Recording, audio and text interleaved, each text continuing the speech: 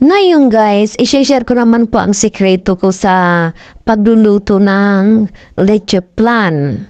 The easiest way ika nga nila. I know I would be nothing without you.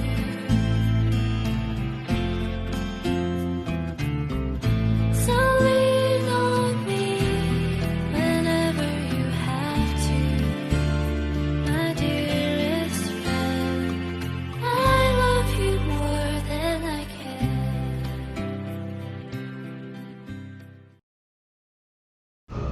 Narito po ang kakailanganin natin sa pagluluto.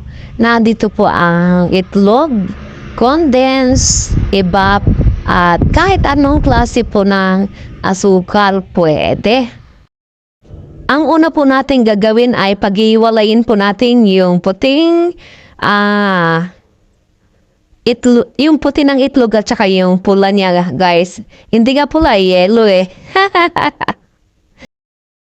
Bago po tayo magsimula guys, sa mga bago pa po sa aking channel, pa-subscribe naman po at kung nagustuhan po ninyo, paki-likes, comment, and share na lang din po at wag po ninyong kakalimutan i-click po yung notification bell para ma-update po kayo sa aking mga parating na video. Ganyan lang po ang gagawin po natin guys. I-ano lang natin, batihin lang po natin ang batihin hanggang sa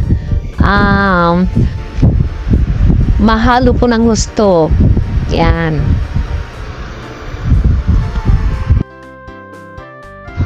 Sa 20 pieces of eggs, guys, pwede rin pong isang condensed na lang at saka isang evap na malaki po. Kaya lang naman po, ganyan din po kadami yung aming condensed at saka evap. Yun po yung request po ng nagpagawa sa amin. Ayan. Gusto niya yung mas matamis. Depende po sa depende po sa nagpapagawa. At syempre, ibang usapan na po yun. Kung magkano yung expenses, bukod po yun sa labor, guys.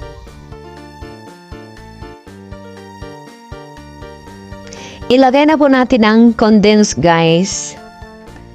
Habang inilalagay po natin ang condensed, guys, ay hahalo-haluin na rin po natin. Ayan.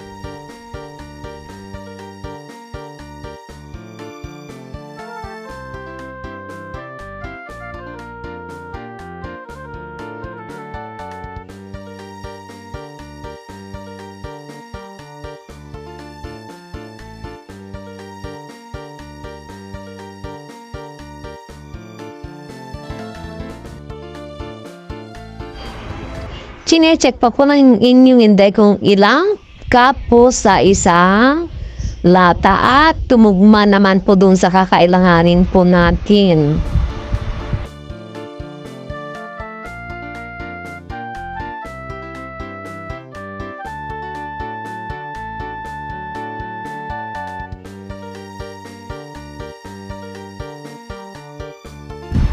At hindi ko na po nilagay yung isang evaporated milk kasi kung ilalagay pa po natin magiging lugaw na po yung ating leche plan. Lagyan din po natin ng syrup para maiba naman guys.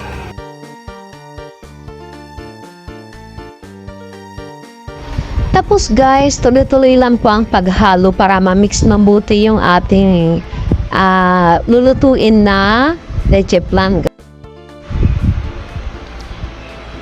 Saka po natin salain guys para maalis po yung mga buo-buo. Saka po natin ilagay sa llanera.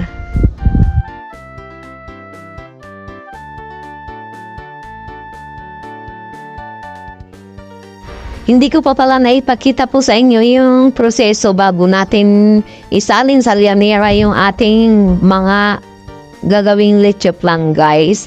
Ang ginawa po namin, nilagyan po namin ng 2 kutsara yung llanera ng asukal, tapos pinainit po namin bago po namin inilagay yung mga leche plan guys. Para pag naluto po,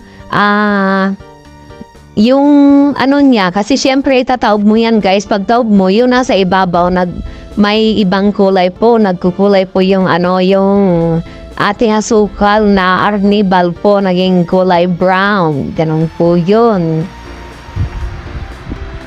Ganyan lang po ang ginagawa ng anak ko guys. Siya po yung siya po yung gumagawa po ng leche plan. Ang ginagawa niya ganyan po, tinatak-tak-tak-tak pa. Ewan ko kung ano yung gusto niyang mangyari dyan. Ayan, no?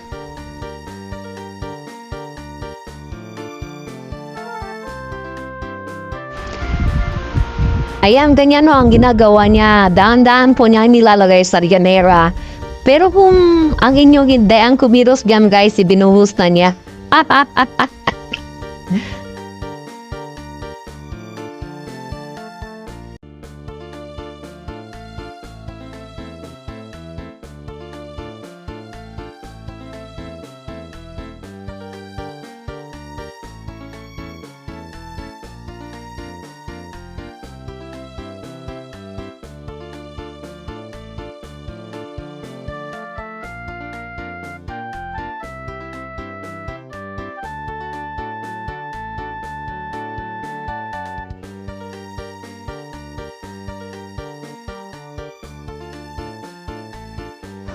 Nakuha ko na guys, kaya niya siguro tinatak-tak para maalis po yung mga bula.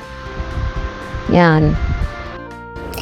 Pagkalagay po sa lyanera yan guys, ini-steam po ng 45 minutes hanggang sa 1 oras guys. Ayan na guys yung una pong naluto. Papakita ko po sa inyo kung ano po yung itsura sa ilalim.